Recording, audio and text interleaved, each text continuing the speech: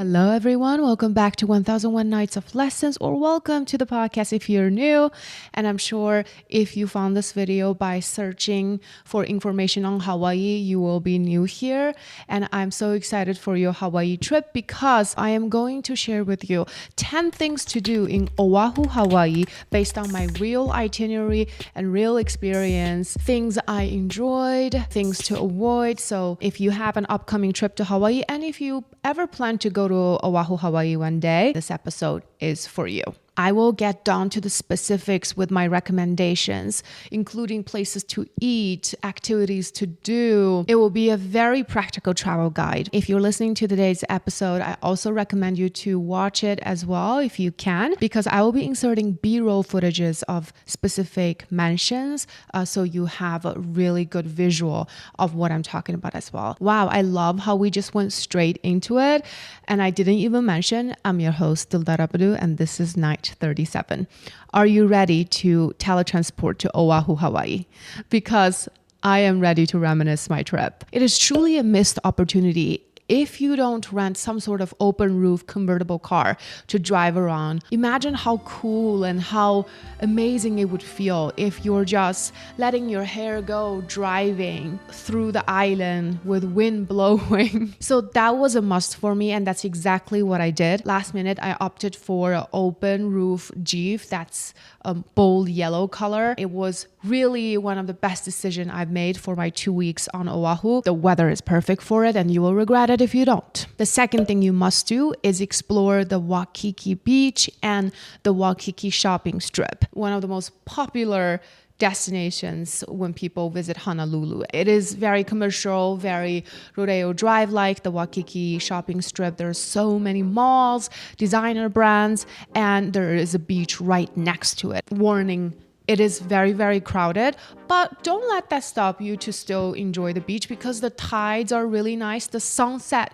is so beautiful, and I think it's a really good starting point for your first 2 days. Me personally, I learned how to do boogie board, felt comfortable with waves, and learned how to ride the waves instead of being smashed and slapped by it on Waikiki Beach. So I'm really grateful for Waikiki Beach. I just wish it's a little less people, but that's never gonna happen no matter what hour of the day you go or which day you go during the week. Besides the Waikiki Beach, there are so many beaches to explore, whether it's the nearby beaches around Waikiki or some further out ones that are less traveled and absolutely a jam. Each beach is such a different vibe. So that naturally gets us segue to the next point, is to explore different beaches. So let's talk about some of my favorite beaches I've been to on this trip. Ala Moana is another beach right next to Waikiki. On my last day, I went to Ala Moana to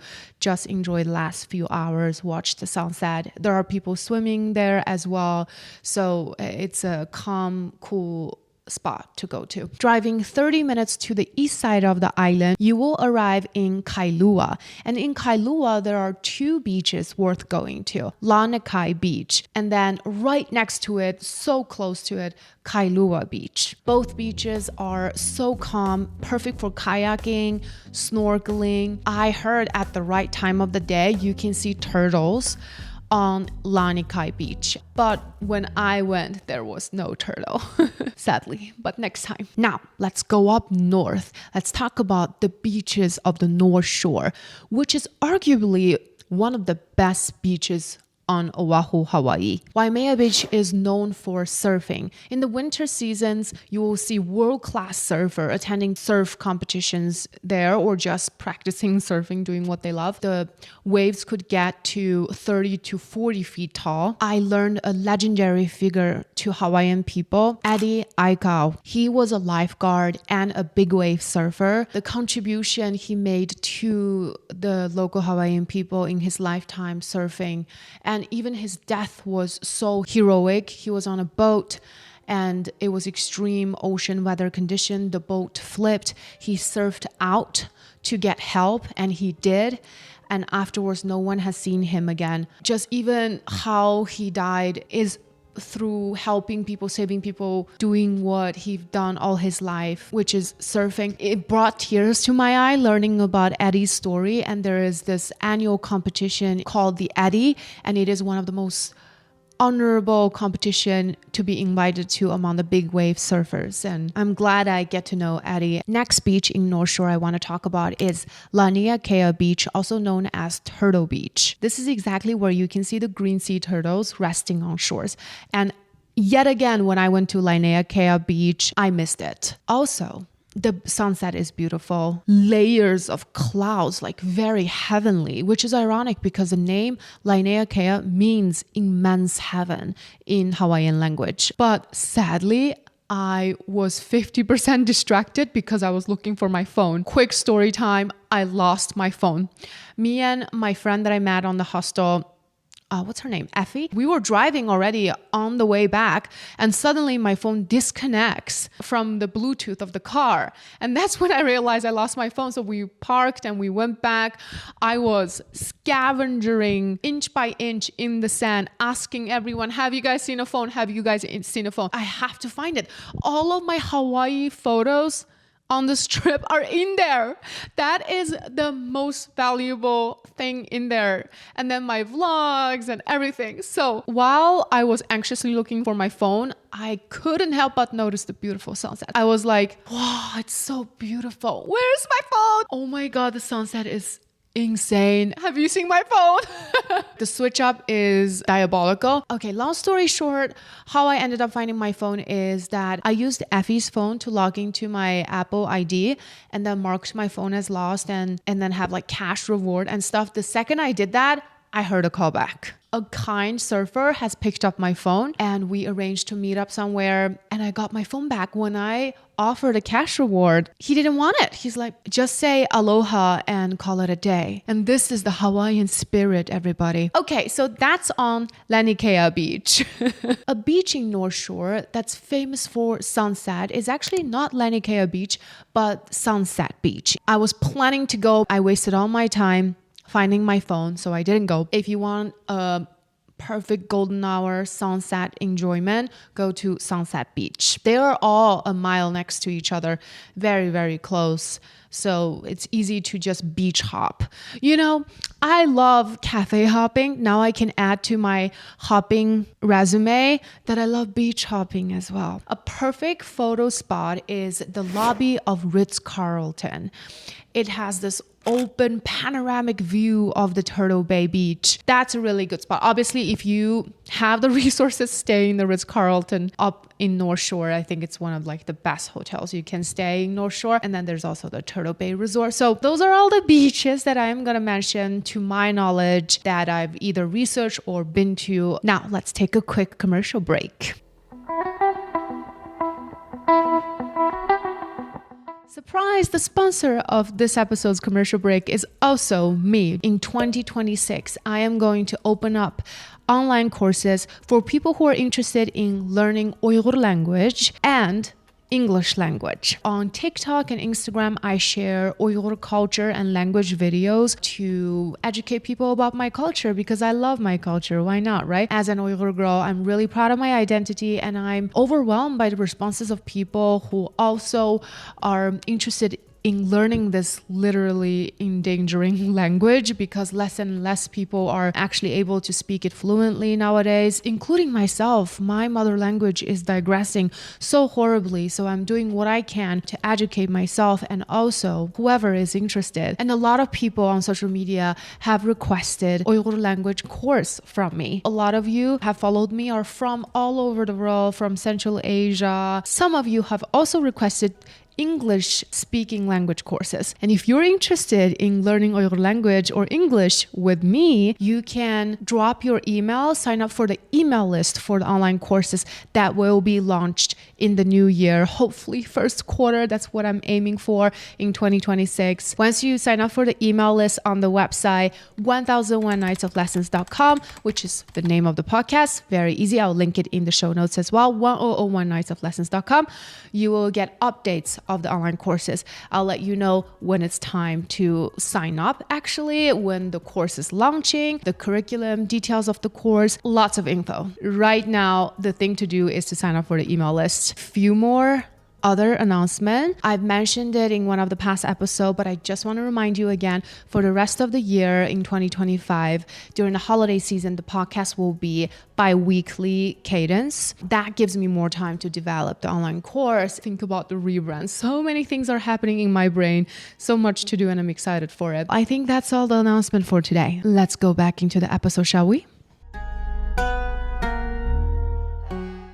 Number 4, let's talk about hiking spots. I mean, needless to say, it is a must to hike. When you go to Hawaii, you really get the overview of the ocean and the mountain. The first hike I went on is the Lanikai Pillbox Trail. I loved it. It is right next to the Lanikai Beach. Lanikai Pillbox Trail is about 1.6 miles and it's out and back, 500 to 600 feet elevation. So a little bit of an incline. Some part of the trail is a little rocky, but I would say it's really like easy to moderate hike. So the second hike I went alone is the Coco Crater Stairs, or also known as Coco Head Trail. This is what looks like thousands of steps straight up. It was an old railway from World War II. Super cool. It is strenuous, but it's not that hard. If I could do it, you could do it. What other place you can find thousands of stairs to climb? And it's such a good booty workout, and the view is amazing. If you ever been to Culver City Stairs in LA, Coco Head Trail is Culver City Stairs on steroids. Third and the last trail I want to recommend is the Diamond Crater Head Trail. Diamond Crater Head Trail is very close to Waikiki. It is a very enjoyable, good like Honolulu city view, mix of beach view trail. It is not too hard when you plan so much to do. And sometimes when you're on the trip, you go with the flow and you don't always finish everything on your itinerary. And this is the trail that I really wanted to go and didn't go. I thought I would hike way more in Oahu than I actually did. Those are the only 2 trails I ended up going. So I'm sure there's so many other trails, but that's what I'm going to mention. Number 5, you must take a road trip up to the North Shore. I've actually touched on the road trip to North Shore a lot when I mentioned the beaches in North Shore. Obviously, North Shore is the gem of Oahu. I would say that is local favorite as well, and it's like the coolest spot for surfing. I talked about all of this, so I'm not going to repeat myself. When I was taking the road trip to North Shore, it was a kind of a rainy day. Sometimes it's sunny and suddenly it would start raining. So I opened the roof of my Jeep. I saw a swing on this like random beach along the way. Like there's nobody there, literally driving right next to the sand.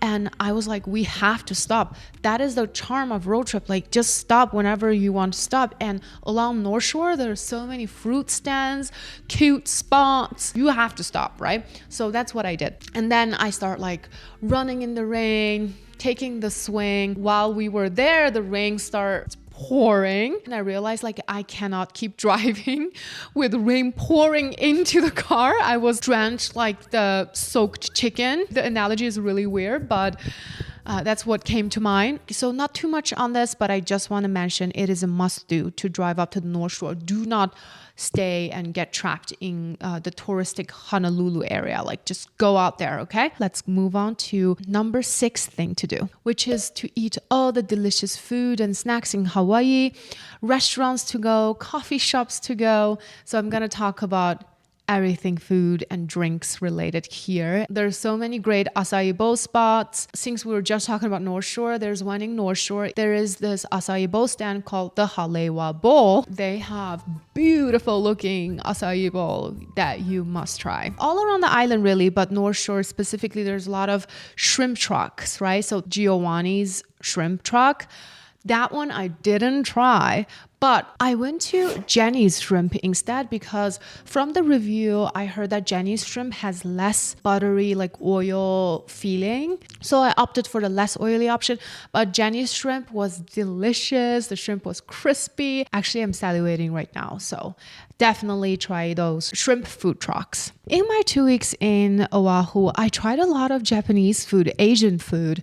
So here are my restaurant recommendations. Number 1 recommendation is Marugame Marugame udon. It's actually so authentic. I tried Marugame udon in Little Tokyo in LA. I'm sure it's like completely two different owners, like not really related, but the format of the Marugame udon in Waikiki Beach was so authentic in a way that you line up, pick your noodle type, and then pick your toppings.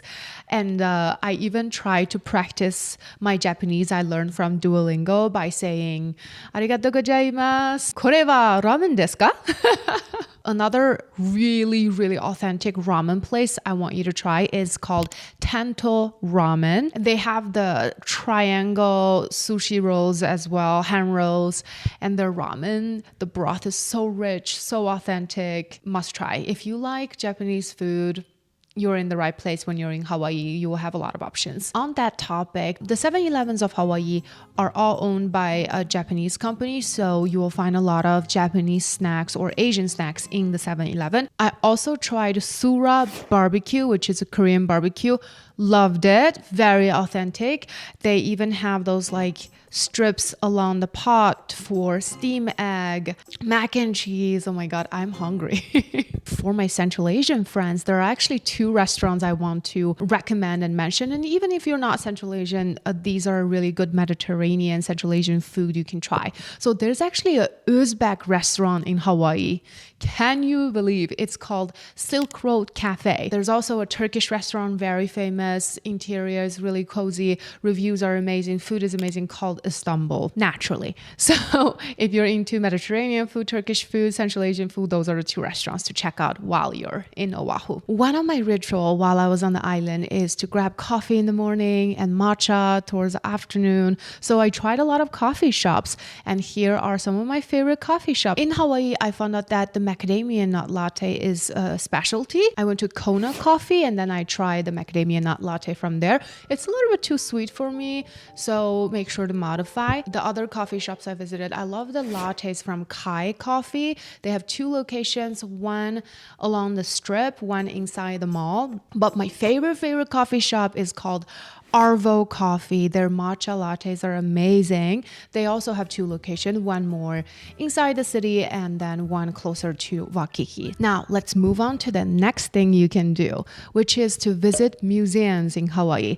I visited a couple museums. Let's talk about it. I visited the Bishop Museum. The Bishop Museum contains a lot of Polynesian, local Hawaiian history, artwork, even the royal Hawaiian family displays and artifacts. So I definitely learned a lot about the indigenous culture, Polynesian culture, Hawaiian culture from this museum. Next museum, the Pearl Harbor Museum. And yes, Pearl Harbor is located in Oahu, Hawaii, and the Pearl Harbor attack happened during World War II in 1941, December 7th. The outcome of the attack led to United States officially joining World War II. Those historical facts and dates are so fresh on my mind because I visited the Pearl Harbor Museum.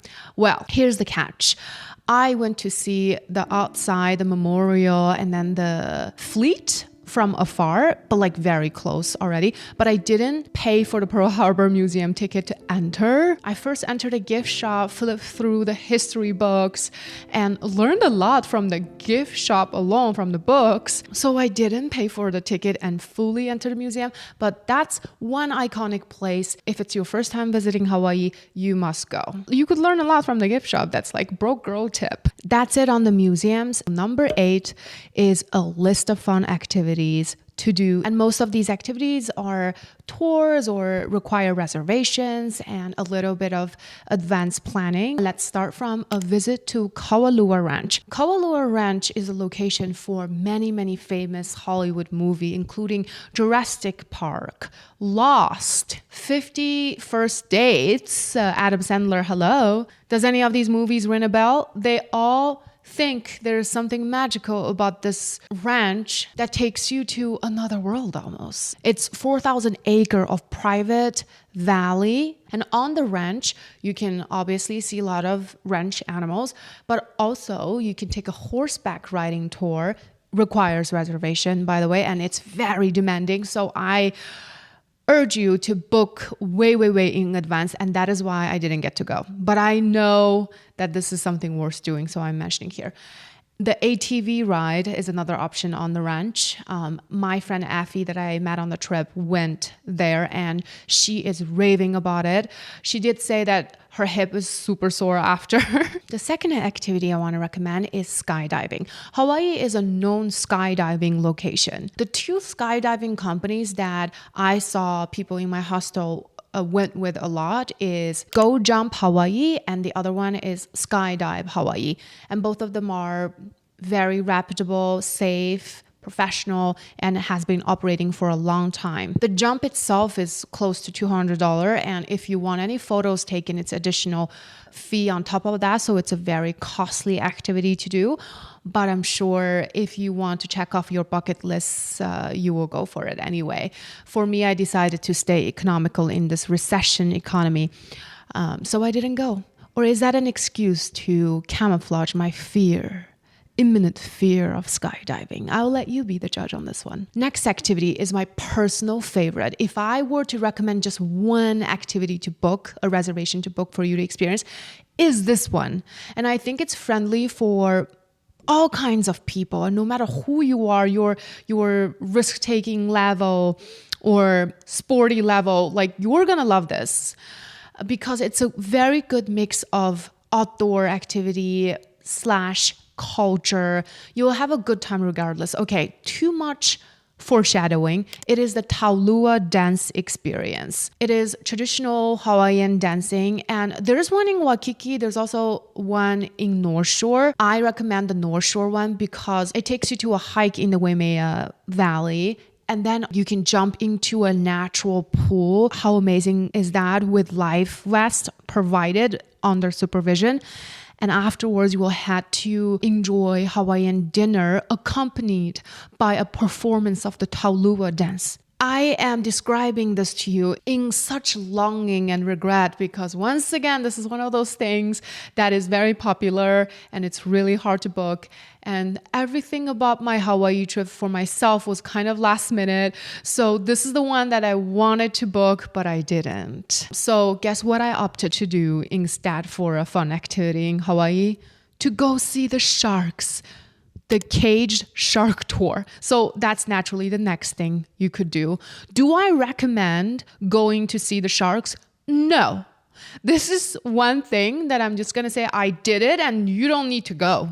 You do not need to go. So because I didn't get the Taulua dance, because I didn't get to do so many things I wanted to do and describing to you, urging you to do, the only option I had that day was to book the shark tour, and they happened to have a spot open. First of all, I was scared a little bit naturally, but the sharks are not even the worst part. The worst part was the seasickness. That day it happens to be rainy, the water is really choppy, and the guide was warning us like, you might get a little seasick, it's a choppy day. And I'm like, how bad could it be? It's as bad as it could be. There are people already throwing up all around me, by the way. By the time we arrived at the cage, which is like 500 feet deep water, ocean, in the middle of the ocean, we really drove into the ocean for this spot to see the sharks. People are throwing up left and right around me. I held it in together. Finally, I was the first one to enter the cage. Once I'm in the cage, my attention was kind of diverted to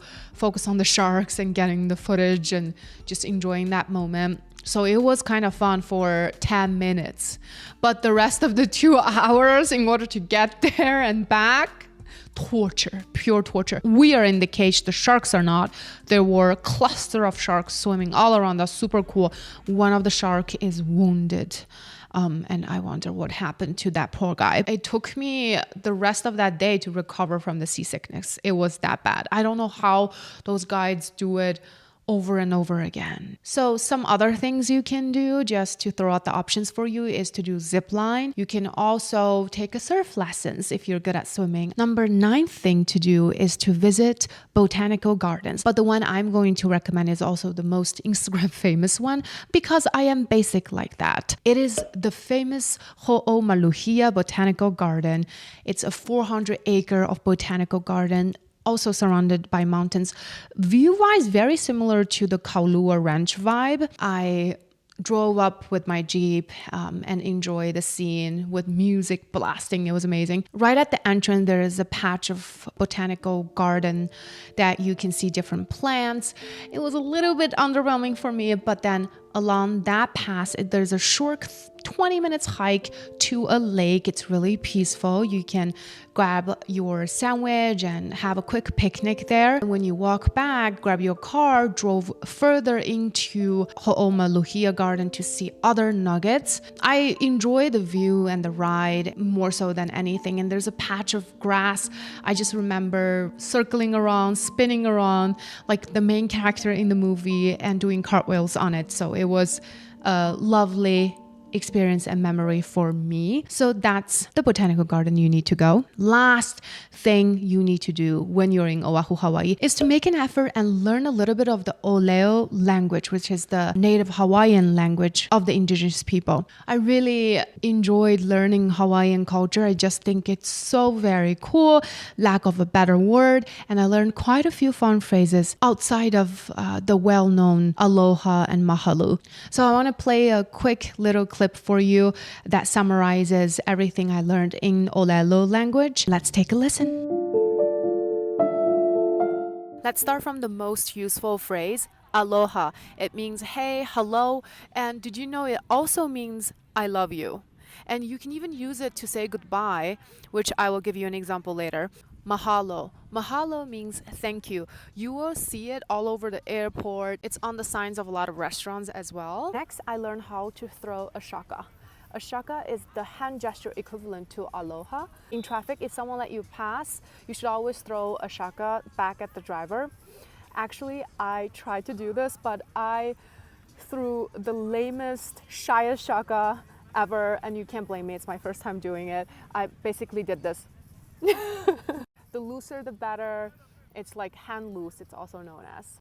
I learned the word Moana not only means the princess from the Disney movie Moana, but also it means the ocean.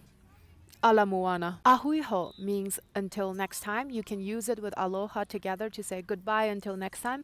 Aloha ahuiho. Excuse me, sorry is ekalamai. Bump into someone, ekalamai. No problem is aole pilikia. Aole pilikia. Just so beautiful. The word please is even cuter. It's ke olu olu. Ke olu olu. Next is very useful when you meet someone new and you want to know their name. You can ask Owaiko Inoa, what's your name? And you can answer O Dildar Ko'u Inoa. It means my name is Dildar. O Dildar Ko'u Inoa. Last but not least, it's a really fun one. It's very long. It's the state fish of Hawaii, the reef triggerfish, and it is pronounced as humu humu nuku nuku apua'a. Actually, let me try that again. Humu humu nuku nuku apua'a. Wow, it's a mouthful. That's it. Mahalo for listening. Aloha ahuiho.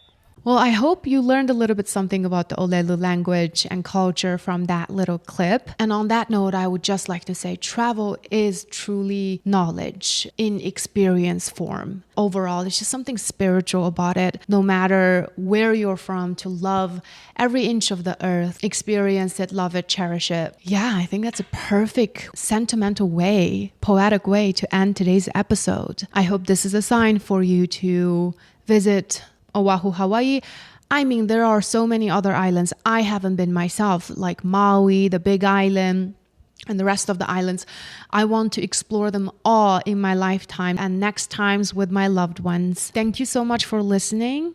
And if you enjoyed today's episode, I do travel debriefs every time after my trip on the podcast. That is outside of the regular programming of self-help and story time that I share here. So if you're interested in that, subscribe to 1001 Nights of Lessons wherever you listen to your podcast, on Spotify, Apple Podcasts, and YouTube. Give me a 5-star review on Apple or Spotify to help the podcast grow. And I would just love to hear feedback from you in general. Reminder to check out 1001nightsoflessons.com so you can sign up for the email list for Uyghur and English language courses taught by me. That is all. I yapped so much. I almost felt like I relived my experience by reminiscing here with you guys. So I'll see you in the next episode. Bye-bye.